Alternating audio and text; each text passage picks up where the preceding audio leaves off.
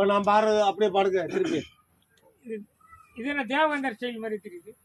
தேவகந்தர் style மாதிரி.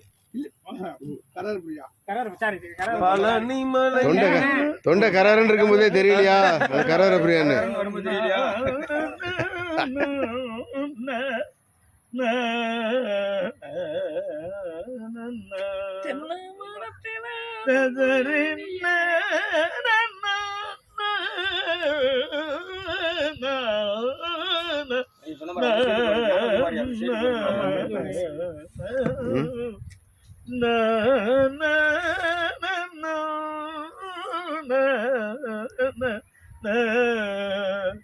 களத்தை உருவாக்கும் கரணனே அந்த காலனை உதைத்தும் பூரணனே பரிபூரணனே